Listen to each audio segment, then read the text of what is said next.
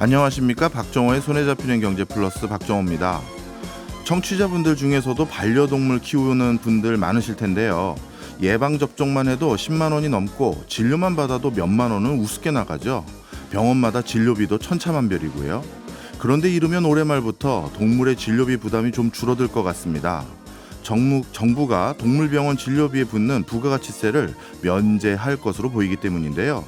하지만 국회 예산정책처에 따르면 반려동물 진료비 부가세를 면제하면 향후 5년 동안 약 4,500억 원의 재정 수입이 줄어들 것으로 예상됩니다. 그렇지 않아도 세수 감소 속도가 빨라지고 있는데요. 그러면 세원 확보가 추가적으로 필요한 상황일 텐데 다른 나라는 동물 관련 세금 제도를 어떻게 운영하고 있을까요?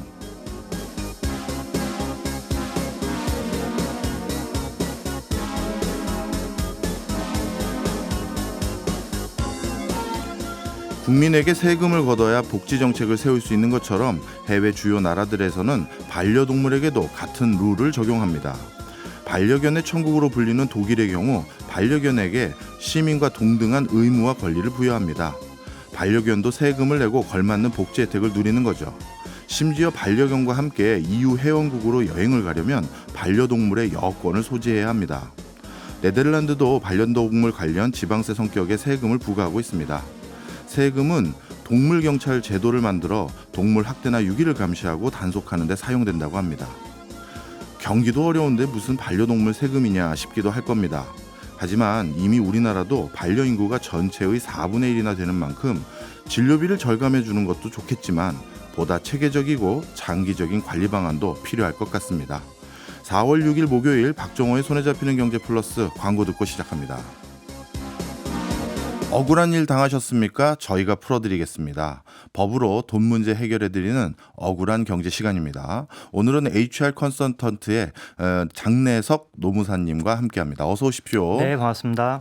예, 노무사님. 사실 노무 분야가 우리나라에서 제일 취약한 분야라고 저는 생각하는데 주변에 맞습니다. 진짜 억울한 일 당하시는 분들 많으실 것 같아요. 네, 최근에 그 학교 폭력 문제를 다룬 더 글로리라는 예. 드라마가 화제죠. 근데 이런 동료 간 폭력이 학교에서만 일어나는 건 아닙니다. 다 성인이 된 직장인들 사이에서도 이런 그 억울한 경우라고 할 수 있는 직장 폭력이 일어나고 있는데요. 그래서 이런 직장 내 괴롭힘을 가지고 와봤습니다. 네, 사실 우리나라도 문화가 워낙 선진화되는 게 빨라지다 보니까 예전에는 그냥 암묵적으로 용인됐던 것들이 원래 그러면 안 되는 건데요. 그런데 요즘은 이제 그게 문제가 되고 있다라는 걸 알기 시작한 것 같긴 한데 네. 그럼에도 불구하고 아직까지 뭐랄까요, 이해 못 하시는 분들도 많을 것 같아요. 예를 제가 한번 들어볼게요. 예를 들어서 직장인 분 중에 어떤 분은 간이 안 좋을 수 있잖아요. 그래서 저는 술을 못 마십니다라고 얘기할 수 있을 것 같은데 그런데 상사가 회식 자리에서 술을 강요해요. 그러면 이건 직장 내 괴롭힘입니까 아닙니까? 네, 이거는 직장 내 괴롭힘이 결론부터 말씀드리면 맞습니다. 아하. 요즘은 이제 회식 자리 강요 자체가 직장 내 괴롭힘이 될 수 있는데요. 거기다 술까지 강요한다? 이러면은 당연히 직장 내 괴롭힘에 해당합니다. 네. 최근에 거리두기가 해제되면서 다시 이제 회식 문화가 재개하는 경우가 있는데요. 뭐 불필요한 회식이라든지 술 강요는 물론이고요. 옆자리에 앉아라 이런 강요, 또 건배사 유명하죠. 예전에는 많았지만 요즘은 뭐 많이 안 하는 걸로 알고 있고요.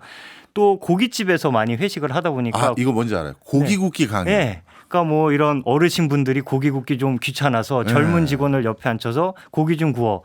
그리고 심지어 뭐 잘 구웠다고 칭찬하고 못 구우면 또 혼나고. 탔다고 혼나고 이런 거는 다 괴롭힘에 해당할 수 있습니다. 그래서 사실 회식은 팀워크 향상이라는 좋은 취지에서 하는 건데 오히려 이런 강요 행위로 인해서 팀워크가 깨질 수 있다는 것을 기억했으면 좋겠습니다. 그렇네요. 자, 아마 제가 지금 예를 들었던 대표적인 사례 말고도 많은 분들이 궁금하신 거 많이 계실 겁니다. 내 경우도 해당되는지 아마 물어보시고 싶으실 텐데요. 실시간으로 상담 받을 수 있습니다.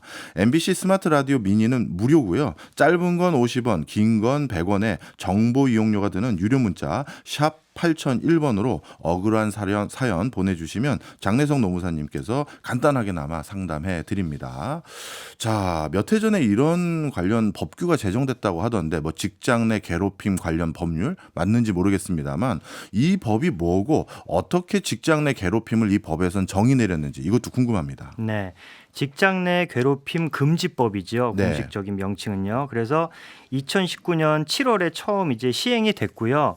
직장 내 괴롭힘이라는 것은 정의가 있는데요. 사용자 또는 근로자가 직장에서의 지위 또는 관계 등의 우위를 이용하여 업무상의 적정 범위를 넘어 다른 근로자에게 신체적 또는 정신적 고통을 주거나 근무 환경을 악화시키는 행위로 정의하고 있습니다.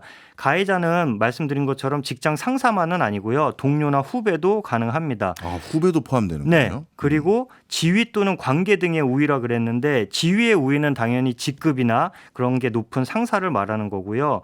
그 외에 근속 연수가 길거나 나이가 많거나 또는 노동조합이나 노사협의회 등 근로자 조직의 구성원이거나 또는 뭐 감사 인사부서 그래서 좀 힘이 있는 그런 부서의 직원이거나 또는 나는 계약직인데 다른 사람들이 정규직이다. 뭐 이런 것도 다 관계의 우위에 해당할 수가 있습니다. 그렇겠네요. 어떻게 보면 직장 내 괴롭힘이라는 첫 번째 그 행태가 업무상의 특정 수준 범위를 넘어서는 행위와 관련될 것 같은데 네. 대표적으로 어떤 예가 많을까요? 업무상 적정 범위를 넘는다는 거는 업무상 필요성이 없는데도 시키거나 필요성이 있어도 그 정도가 지나친 경우로 말하는데요. 예전에 어떤 회사에서 한 부장님이 S대 나온 똑똑한 직원이 부하 직원으로 있었던 거예요. 예. 그래서 자기 자녀가 고등학생인데 그 직원을 집으로 불러서 본인 자녀를 과외를 시킨 적이 있습니다. 이게 최근 사례예요? 네네. 와, 아직도 네. 이렇습니까? 네네. 물론 이제 좋게 얘기를 했겠죠. 우리 자녀가 공부를 좀 못하는데 뭐 김 대리가 와서 좀 도와줄래? 이러니까 뭐 김 대리도 그냥 선의로 갔는데 이게 막 정기적이 되면서 과외가 된 거예요. 그럼 과외비라도 제대로 주든지 과외비도 제대로 안 주고 뭐 고기 사주고 이랬겠죠. 그리고 그 직원 입장에서는 마음에도 없는 과외를 강요당한 셈입니다. 그리고 이제 직장 내 괴롭힘 판단 기준 중에 신체적, 정신적 고통을 주거나 근무 환경을 악화시켰는지 여부가 있는데요. 이는 철저하게 피해자 관점에서 판단을 합니다. 아하. 보통 이제 가해자들이 하는 말이요. 아, 제 동생 같아서 그런 거예요. 아니면은, 우리는 형 동생 사이인데 뭐 그런 걸 가지고 이런 식으로 가해자는 고통을 주려는 의도가 없었다. 친해서 한 거다라고 하지만 피해자가 고통을 받았다면 이거는 그 괴롭힘으로 인정이 될 수 있습니다. 제가 개인적으로 겪은 사례가 있는데요. 예. 제가 신입사원 시절에 벌써 한 20년 전인데요. 저랑 친한 선배분이 계셨습니다. 근데 그 선배분이 당시 이제 주짓수에 좀 빠져 계셨어요. 아, 그 격투하는 종류죠. 예. 그래갖고 저희 팀에 와가지고 매일같이 저한테 안발을 거는 거예요. 근데 이제 다른 직원들도 있잖아요. 그리고 전 신입사원인데 이렇게 팔이 꺾이면서 굉장히 아프기도 하고 수치심을 느꼈는데 그 선배는 친해서 그런 거지 한 거였지만 사실 저는 괴롭힘을 당한 거였죠. 그렇네요. 이게 제일 중요한 포인트인 것 같습니다. 직장 내 괴롭힘 여부의 판단 기준은 피해를 당한 사람의 기준이 제일 중요하다. 그렇게 이해해도 되는 거죠? 네, 맞습니다. 예, 지금 뭐 실시간 문자도 많이 오고 있는데요. 피해자의 고통을 밝히는 게 그렇다면 중요할 것 같은데 얼마 전에 충남의 뭐 어린이 교사가 직장 내 따돌림을 당했다고 하는 얘기를 들어서 그리고 또 그것 때문에 극단적 선택을 했다라고 하는데요. 이런 거는 어떻게 되는 겁니까? 네, 이런 경우에는 일단 직장 내 괴롭힘으로 인정을 받게 되면요, 극단적 선택을 하셨기 때문에 그 산업재해로 인한 보상이 가능을 합니다. 그래서 뭐 유족급여라든지 장의비 등을 지급받게 되고요. 해당 사건은 사망한 어린이집 교사의 남편이 아내의 그런 진단서라든지 고충 상담 내역 등을 인터넷에 올리면서 이슈가 되었는데요. 해당 교사는 어린이집 주임 교사였어요. 그러니까 네. 정교사 위에 있는 주임 교사인데 그 부하 직원들이라고 할 수 있는 그 정교사들이 단체로 이 주임 교사를 소위 왕따를 시킨 거죠. 그래서 지시도 무시하고 예.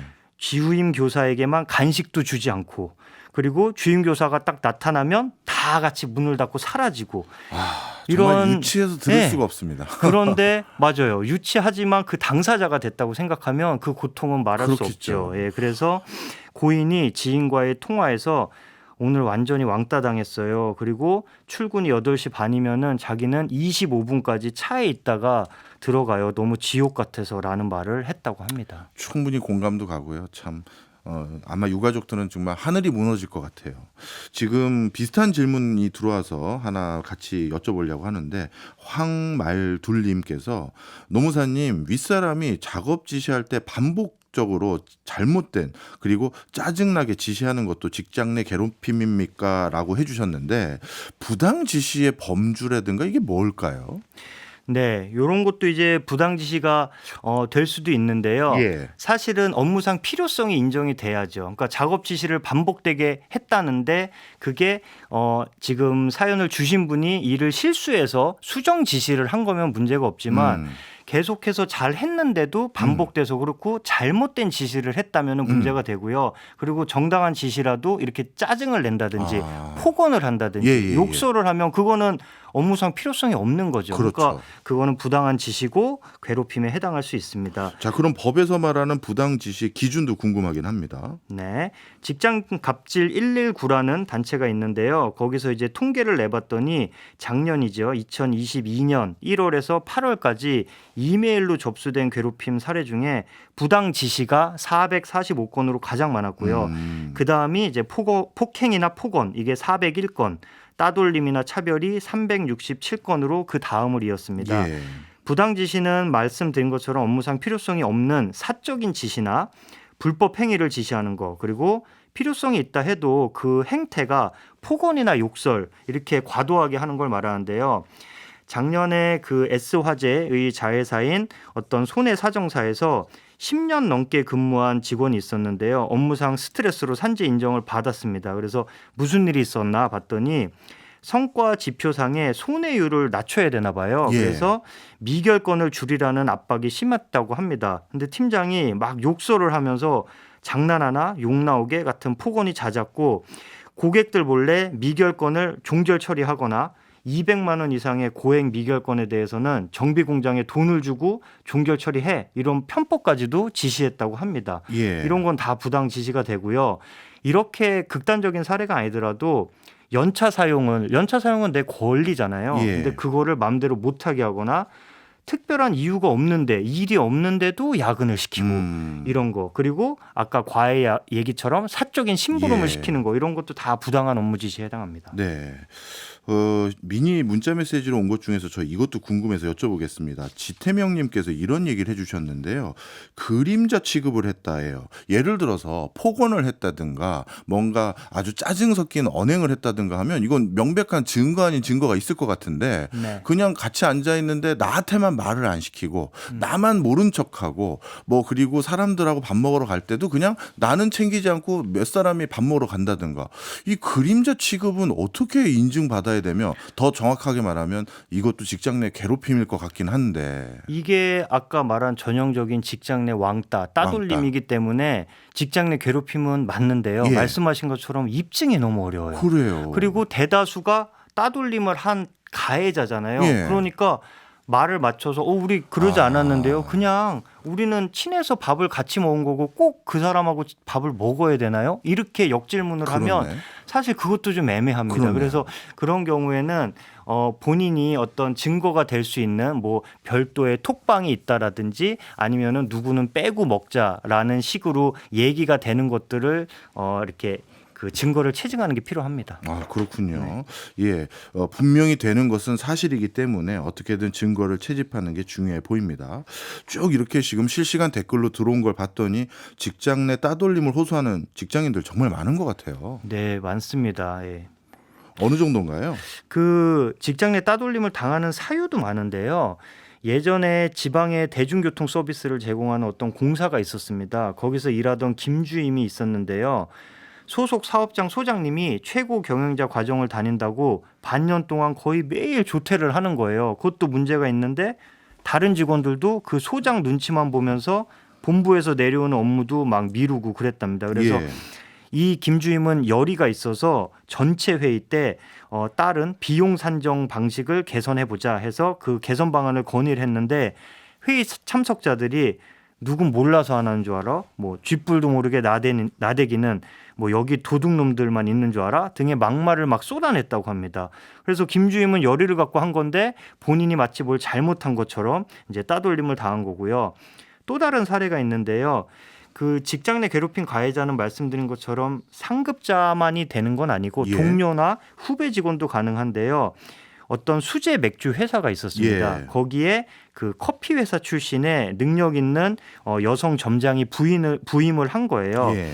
근데 가봤더니 20대 초중반의 맥주 마니아들로 구성된 남성 직원들이 너무 근태도 엉망이고 일도 열심히 안 하는 거예요. 예. 그래서 안 되겠다. 그래서 근태 관리도 철저히 하고 서비스 처리 지침도 만들었더니 이제 피곤한 거죠. 예. 새로운 점장이 오더니 우리를 피곤하게 하네. 이래서 인사도 안 받고 아는 체도 안 하고 심지어는 그 사내 게시판에 무슨 마녀 복장을 한 할머니 그림을 캡처해서 올린 다음에 하하. 뭐 낙하산 꼰대 뭐 메롱 집에 가라는 말풍선을 그려놓기도 했답니다. 아, 정말 황당하네요. 네. 예. 하실 일 너무 많으실 것 같아요. 자, 이것도 궁금합니다. 단순히 일을 많이 시키는 것도 괴롭힘입니까? 아, 예. 업무상 적정 범위를 벗어날 정도의 업무 지시라면은 괴롭힘에 해당할 수 있는데요. 이것도 사례가 있습니다. 그 유명 패스트푸드 업체에서 매니저로 근무하는 A씨가 있었는데 사실은 근로계약서에 무슨 일을 하겠다는 게 정해져 있고 입사를 하면은 뭐 직무기술서라든지 업무 내용을 보통 전달을 하죠. 근데 거기에는 부자재 위생 관리, 뭐 아르바이트 인력 관리 이런 약간 부점장의 역할을 하는 거였는데 이 사람이 이제 꼼꼼하게 업무 처리를 하느라 시간이 좀 오래 걸렸나 봐요. 그랬더니 점장이 실력이 안 되면 몸으로라도 때워야지 이러면서 홀 서빙, 뭐 카운터, 주방 업무까지 근로계약서에 없는 내용을 닥치는 대로 일을 시킨 겁니다. 그래서 네. 이분이 하루에 15시간씩 근무를 했대요. 예. 그러니까 이거는 괴롭힘에 해당할 뿐만 아니라 현행 주 52시간 근로기준법에도 위반이 되는 겁니다. 그렇군요. 자, 또 질문들이 많이 오고 있습니다. 네네. 그중에 하나만 여쭤볼게요. 박영준 님께서 이런 질문 해주셨는데요. 회사에서 지방으로 출장을 일주일에 한 번은 무조건 가야 되나 봐요. 아니면 한 달에 일주일 정도 가야 되는 상황인 것 같은데 근데 지방 중에는 외지고 교통 상황도 열악한 것도 있을 거 아니겠습니까? 그런데 서울에 있는 직원들을 무조건 그쪽으로 자꾸 보내는 거 이것도 부당 업무 지시냐라고 하고 물어보셨네요. 글쎄요. 요거는 사실 구체적인 판단이 필요한데요. 예. 이거는 사실 지방 출장 자체가 괴롭힘이라고 할 수는 없습니다. 예. 하지만 출장을 보내는 상사가 그 출장의 정당성을 입증을 해야죠. 그래서 아무리 일주일 아니라 뭐 그 한 달에 한 번이 아니라 한 달에 두 번을 간다 하더라도 반드시 그 사람이 그 거래처 담당이고 지방 출장 가서 만나야 되는 명백한 업무상 사유가 있으면 그거는 괴롭힘이 아니지만 네. 특별히 그 사람이 안 가도 되고 심지어 지방에 어떤 지사가 있어요. 예. 그래서 관리를 하고 있는데도 괜히 보낸다면 그거는 이제 업무상 필요성이 없기 때문에 부당한 업무 지시가 될 수 있습니다. 예, 이것도 궁금합니다. 아파트 경비 업무 보시는 분들, 이분들 같은 경우는 경비 업체의 직장 상사가 아니라 사실 아파트 입주민들에게 폭언이나 모욕적인 행위를 당하는 경우도 많을 것 같아요. 이거는 직장 내 갑질에 해당되는 건가요? 그것도 이제 그 사용자와 근로자 관계를 봐야 되는데 예. 그 보통은 그 경비업체 관리소장이라 그러죠. 예. 관리소장이 채용을 하는 게 아니고 입주민회죠. 아. 입주민회에서 채용을 합니다. 그렇게 예, 되면은 예. 채용을 하는 직접 당사자이기 때문에 입주민회가 사용자성이 있다고 보고 그럼 사용자니까 회사로 치면 사장님인 거예요. 예. 사장님이 문제를 일으키고 폭언을 한 거기 때문에 괴롭힘에 해당할 수 있습니다. 아, 그렇군요. 아, 그렇네요. 입주민회에서 채용한다라는 걸 제가 깜빡 잊었습니다. 이런 것들은 어떻습니까? 선배, 동료, 후배 입장에서 그렇다면 어떻게 행동을 하는 게 왜냐하면 요즘은 세대 차이도 조금은 있고 해서 말이나 이런 것들이 좀 조심스러울 수도 있는데 도대체 어떻게 서로 행동하는 게 좀 바람직할까요? 이런 그 직장 내 괴롭힘을 조심하기 위해서는 서로를 이제 존중하는 문화가 예. 제일 필요하고요. 그래서 최근에 뭐 삼성이라든지 그런 유명한 그룹사에서도 이제 반말이 아닌 서로 존댓말을 하는 거. 예. 그리고 호칭도 이제 예전에 그런 하이라키가 있는 호칭에서 이제 서로 무슨 님, 네, 무슨 네, 프로, 네. 매니저 이런 식으로 좀 수평적인 호칭을 하잖아요. 그런 것이 바람직하다고 생각을 합니다. 네. 사실 친하게 지내고 잘 지내자는 의미로 말을 올 때도 있는데 사실 존대를 하면서 계속 친하게 지낼 수도 있는 건데 네. 사실 그 생각 생각을 많이 못했던 것 같습니다. 네, 또 이것도 여쭤볼게요. 직장 내 괴롭힘을 당하면 일단 어떻게 하는 게 제일 좋을지가 걱정이 되는데 당사자에게 직접 얘기하면 그 뒤에 관계 껄끄러워질까봐 이게 어떻게 풀어야 됩니까? 그래서 이제 근로기준법에 따르면요, 직장 내 괴롭힘이 발생하면 사용자는 사실 이제 즉시 이를 조사하고 피해자 보호 조치를 해야 됩니다. 그래서 피해자 보호 조치는 뭐 근무 장소를 바꿔준다든지 또는 뭐 특별 휴가를 준다든지 이런 게 필요하고요.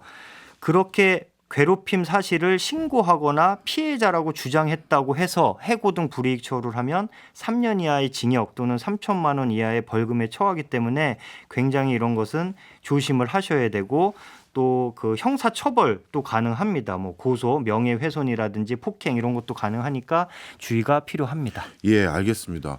야, 실시간 문자 메시지 뜨겁습니다. 이거 매일 나오셔도 안 돼야 될 것 같은데요. 오늘 너무 고맙습니다.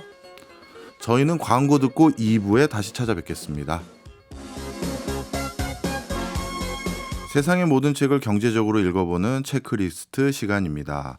오늘은 김치영 경제뉴스 큐레이터가 가져온 책 만나보겠습니다. 어서 오세요. 네, 안녕하세요. 예, 오늘 소개할 책, 저도 워낙 유명한 책이라서 이름은 들어봤습니다. 네네. 지리 기술 제도. 사실 책 제목 이렇게 정하면 책 안 팔리거든요. 그렇죠. 그런데 이렇게 자신감 있게 책 제목을 정할 수 있는 몇 안 되는 저자시더라고요. 그렇죠. 저자 마케팅이 상당한 책입니다. 예. 방금 전에 말씀하신 것처럼 책 제목은 지리 기술 제도인데요. 그 위에 제프리 삭스라는 이름이 굉장히 크게 써 있습니다. 뭐 이른바 스타 경제학자 뭐 이렇게 불리기도 하시는 분이죠. 그래서 미국에서 레리 서머스와 폴 크루그먼과 함께 미국의 3대 경제학자다 이렇게도 얘기하고요. 그래서 저자 마케팅을 하고 있는 책인데 이 책은 어떤 책이냐면 7만 년의 인류 역사를 경제학자의 눈으로 정리하면서 미래에 대한 통찰을 제시한 책이다. 뭐 이렇게 소개는 되거든요. 네. 그러니까 쉽게 말하면 경제학자가 인류의 역사를 한번 정리해본 책이다. 이렇게 보시면 되겠습니다. 경제학자가 쉽게 말씀드리면 역사책 만든 거네요. 그렇죠. 경제학자의 눈으로 역사를 바라보면 뭐가 달라질까요? 저희가 제일 유명한 책 중에 하나가 역사와 관련된 책 중에 하나가 E.H. 카의 역사란 무엇인가라는 예. 책이잖아요. 거기에 보면 역사는 과거와 현재의 끊임없는 대화다 이렇게 정의하기도 했습니다. 이건 이제 어떻게 보면 철학자의 눈으로 역사를 본 것이죠. 그래서 E.H. 카는 자신의 책에서 흔히 사실은 스스로 이야기한다고 하지만 그것은 진실이 아니다. 사실 역사가가 허락한 때만 이야기한다. 그러니까 역사가의 눈으로 쓴 것이다. 뭐 이런 얘기가 되겠죠. 그래서 우리는 일반적으로 역사는 승자의 기록이다 이렇게도 얘기합니다. 네. 근데 이걸 경제학자의 눈으로 역사를 보면 조금 달라요. 그래서 경제학사의 관점으로 보게 되는데 보통 역사가 인물이나 사건 중심으로 쓰여지는 것과 달리 경제학사적인 관점으로 보면 이런 변화가 일어난 이유, 이게 어떤 경제적 변화가 있었기 때문에 일어났는지 뭐 이런 걸 중심적으로 좀 보게 되거든요. 예. 그래서 이 책이 바로 그런 관점에서 인류의 7만 년 역사를 정리했다라고 보시면 되는데 제프리 삭스는 이 책에서 7번의 큰 변화가 인류사에 있었다. 7만 년 동안. 그 변화마다 가장 영향을 미친 요소가 바로 이 책 제목인 지리 기술 제도에 있다. 이렇게 보는 것이죠. 그렇군요. 그래서 책 제목이 이렇게 나온 거군요. 7만 년 동안 인류사가 근데 7번 큰 변화를 맞았다. 네. 어떤 내용인지 궁금합니다. 뭐 사실은 그렇게 새롭지는 않습니다. 들어보시면 다들 아시는 내용이기도 해요. 그러니까 뭐 구석기에서 신석기로 그리고 뭐 철기, 청동기 이렇게 저희가 나누지 않습니까? 네. 그리고 산업화 시대가 있었고 현대는 디지털 시대다 뭐 이렇게 얘기를 하는데 여기서 조금 제프리 삭스가 좀 다르게 본 것들이 몇 군데가 있습니다. 그래서 7개를 전부 말씀을 드리면 첫 번째가 구석기 시대로의 변화가 인류사에서 큰 변화 중에 하나고요. 두 번째는 신석기 시대예요. 근데 흥미로운 건 세 번째입니다. 저희가 신석기 다음에는 보통 청동기, 철기 이렇게 가잖아요. 그렇죠. 근데 제프리 삭스는 이 청동기와 철기를 기마의 시대라고 불렀습니다. 기마요? 네, 그러니까 말. 말을 우리가 운송 수단으로 활용하기 시작한 시대로 예. 본 것이죠. 그리고 그 다음이 대규모 제국들이 나타나는 고전 시대, 그리고 지역적인 한계를 벗어난 해양 시대, 그리고 마지막이 이제 산업 시대하고 디지털 시대 이렇게 바뀌면서 7번의 큰 변화 이렇게 크게 분류를 해놨습니다. 네.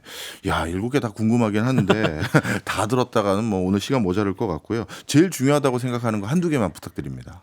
앞서도 좀 특이하다라고 말씀드렸던 게 이제 청동기 철기 시대를 기마 시대라고 불렀다는 거잖아요. 예, 저 이게 궁금하긴 했어요. 네, 그러니까 말을 길들이고 말을 이동과 운송 등에 사용하게 된 시대.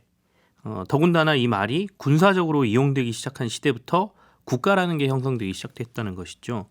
물론 이 시기에 청동이나 철기 사용이 되면서 인류 전쟁사가 달라지긴 했지만 이 무기보다는 이 제프리 삭스 교수는 이동수단의 변화가 가장 큰 기술의 변화로 본 것입니다. 더군다나 말은 길들이기 시작하면서 농업, 목축업, 광업, 제조업, 운송, 통신, 군사 거의 모든 분야에 이 길들인 말을 사용을 했거든요. 예. 그러니까 이게 그 당시로 보면 새로운 혁신이었다는 거예요. 그렇겠네요. 우리가 아이폰이 나온 걸 혁신이라고 그러고 지금 예. IT 기술의 변화를 저희는 혁신이라고 보는데 그 당시에는 굉장한 혁신이 이 말을 길들였다는 것이죠. 실제 말을 사용하기 시작하면서 멀리도 가고 어려운 일도 하고 그랬을 것 같은데요. 그렇습니다. 그러니까 재밌는 건 말은 인류와 함께 생존하면서 같이 살아왔었는데 구석기 시대의 말은 식량으로 그냥 다 잡아먹었고요. 그때는 뭐 그랬겠죠. 그리고 길들일 생각조차 하지 않았던 것이죠. 그리고 아프리카의 말들은 길들여지지 자체가 않았다고 해요. 왜요? 모르겠습니다. 여기서 책에서는 그렇게 써 있어요. 그리고 말들이 또 생존을 위해서 하도 사람들이 잡아먹으니까 자신들이 살기 좋은 환경으로 이제 도망을 치기 시작합니다. 네. 그게 인간들은 당시 비교적 살기 좋은 기후인 온대기후 지역에서 씨족을 형성하면서 많이 살았거든요. 네. 그러니까 여기를 피해서 말들은 조금 더 춥고 대신 풀을 많이 뜯어먹을 수 있는 초원지대 쪽으로 이동을 하죠. 거기를 우리가 보통 이제 스텝이라고 부르지 않습니까? 네. 그 지역으로 옮겨갔는데 그게 유라시아 초원지대였다라는 거죠. 그러다 보니 아이러니하게도 유라시아 지역의 초원지대를 중심으로 말의 숨치, 그러니까 동물을 길들이는 네. 이 기술들이 발달을 했고 말을 이렇게 길들여서 사용한 민족부터 크게 번성하기 시작한다.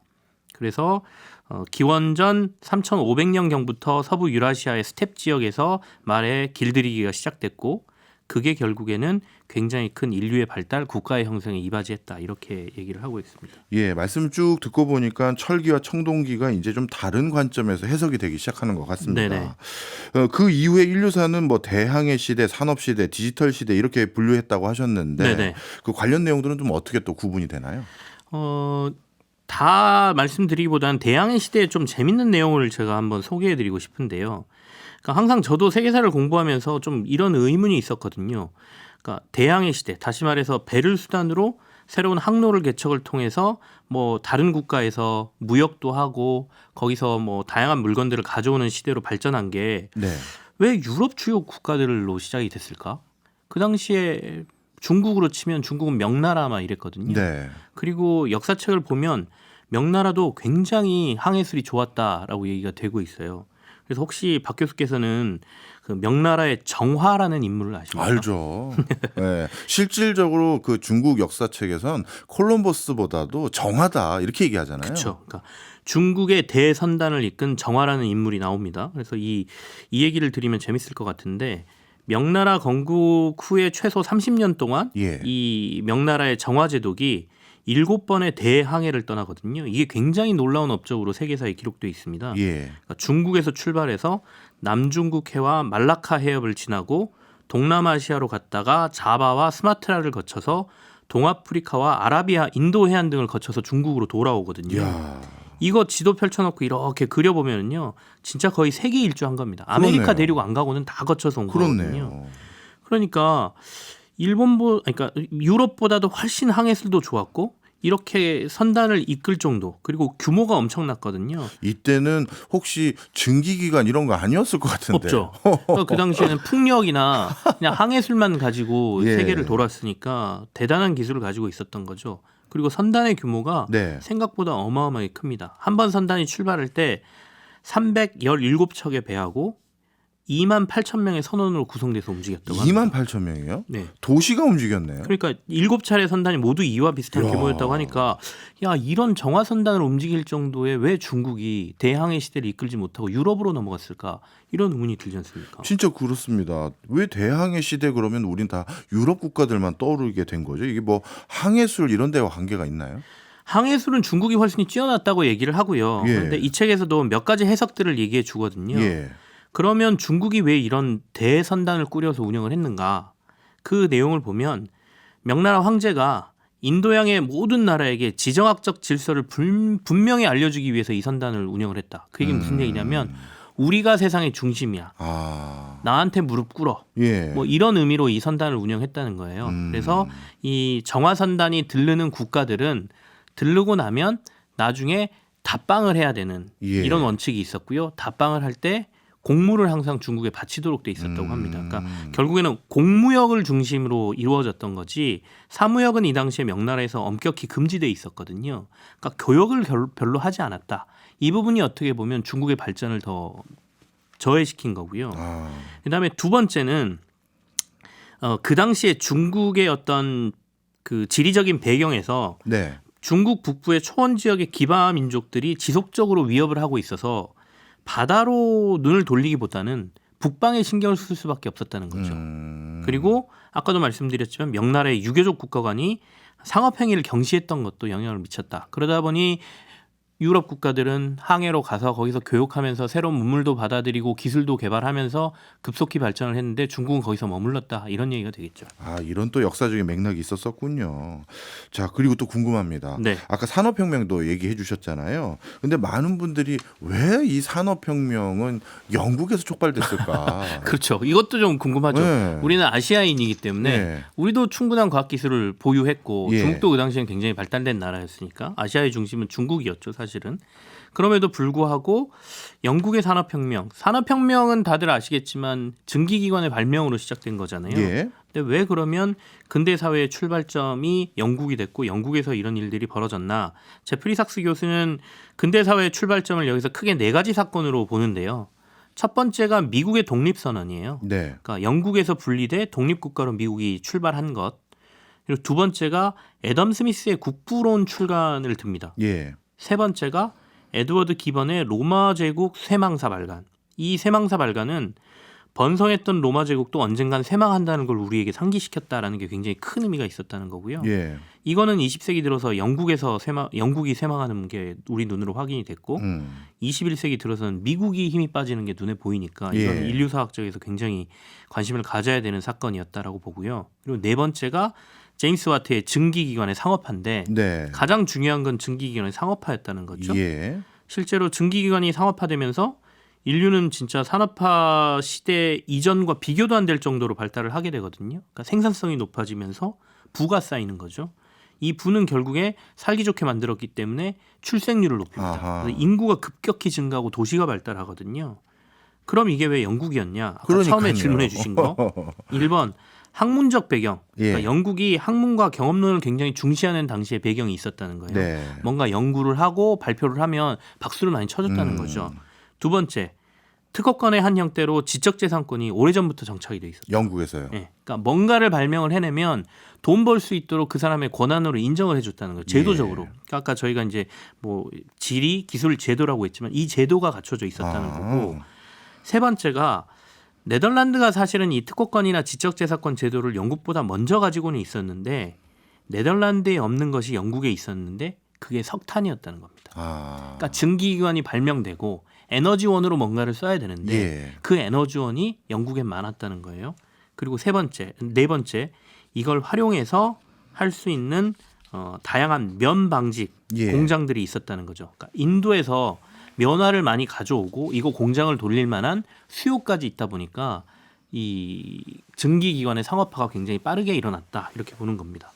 이런 흐름들 속에서 이 책에서 궁극적으로 이 뭐 미국 중심이나 유럽 중심의 어떤 역사관을 설파하는 그런 느낌은 아닌 것 같은데. 네, 그렇습니다. 그건 아닙니다. 그러니까 결국에는 이 제프리 삭스는 인류사를 이렇게 7대 사건으로 쭉 분류를 하면서 정리를 하고요. 그러면 미래에는 우리가 뭘 준비해야 되는가 이 얘기를 결국에 마지막에 하고 있거든요. 네. 다만 이제 조금 아쉬운 건 이 책이 우크라이나와 러시아 전쟁 이전에 쓰여지다 보니까 최근에 이 전쟁 얘기는 사실 없어요. 없겠군요. 다만 예. 이제 코로나19에 대한 언급은 나오죠. 예. 그래서 지금 우리가 걱정하는 것들을 다 못 담은 거는 사실 있지만 그래도 미중 갈등이 커지고 기술 발달 등으로 전쟁의 위험성이 커지고 있다. 이런 분석들은 여기에 나옵니다. 아, 그렇군요. 그리고 우리가 21세기를 살아가는 동안 추구해야 될 방향들을 조금 제시를 하는데요. 그거 중요할 것 같은데요. 네. 뭔가요? 근데 사실은 몰라서 못하냐 안 되니 못하는 거지 이렇게 대답하실 수도 있어요. 또 그런. 네. 예.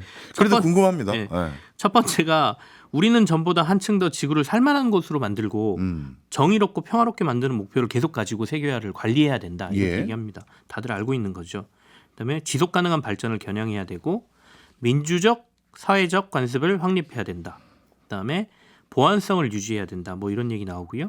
이게 좀 독특한데 현재 유엔을 개혁해야 된다는 얘기가 나와요. 유엔 개혁이요. 예, 그리고 다양성을 안전하게 지켜주는 곳이 돼야 된다는 큰 화두를 던지죠. 다른 거는 다 쉽게 이해가 되는데 유엔 개혁이 특히 더 궁금합니다. 제프리 삭스도 이 유엔 개혁에 대해서 조금 더 얘기를 하는데요. 유엔은 우리가 1, 2차 세계대전 종전이 벌어지면서 이제 만들어진 국제 기구지 않습니까? 네.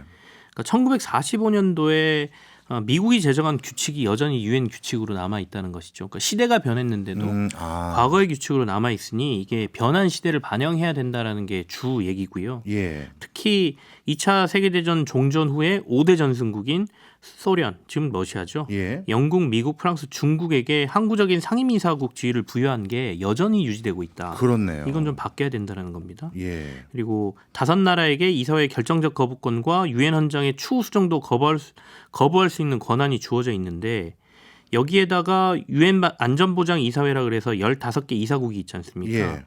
이게 뭐 아시아의 2석, 라틴 아메리카의 2석, 아프리카 3석, 서유럽 기타 집단의 2석, 동유럽 1석 뭐 이렇게 돼 있는데 아시아가 지금 세계 인구의 60%가 몰려 있는데 그렇네. 우리가 구석이네. 피파에서 네. 그 지역별 예선할 때 야 인구가 이렇게 많은데 몇 장 더 줘 이거하고 지금 비슷한 논리입니다. 그래서 네. 적어도 아시아의 이 중에 30%에 해당하는 석을 좀 줘야 될 것 같고 이사국도 21개로 늘려서 네. 좀 더 각국의 다양한 의견들을 반영하도록 바꿔서 유엔을 개혁해야 된다. 그게 인류의 미래 발전에 큰 도움을 줄 것이다. 이렇게 주장하고 있어요. 굉장히 중요한 내용이었네요. 사실 요즘도 뭔가 국제사회에서 합리적으로 해결하려고 하면 네. 이 방금 말씀 주셨던 상임 이사국, 그것도 항구적인 상임 이사국들이 한 명이 거절하거나 두 명이 거절해서 못하는 게 너무 많잖아요. 그렇죠. 사실 그것을 딱 집어서 지적하신 것 같습니다. 제프리 삭스 교수가 뉴욕에 살고 계시거든요. 예, 오늘도 너무 재밌었습니다. 지금까지 김치영 경제뉴스 큐레이터였습니다. 고맙습니다. 네, 감사합니다. 지금 나가고 있는 곡은 250감의 프란다스의 개입니다. 간디가 이런 말을 했다고 하더라고요. 어느 나라가 얼마나 선진화되어 있는지를 판단하는 제일 좋은 기준은 그 나라 사람들이 동물을 어떻게 대하는지 보면 된다라고 말을 했다고 합니다. 서두에 반려동물 얘기해서 선곡해봤습니다.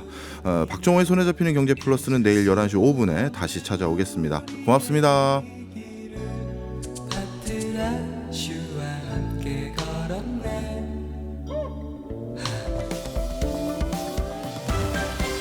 경제 생활의 플러스가 되는 아주 경제적인 시간. 박정우의 손에 잡히는 경제 플러스.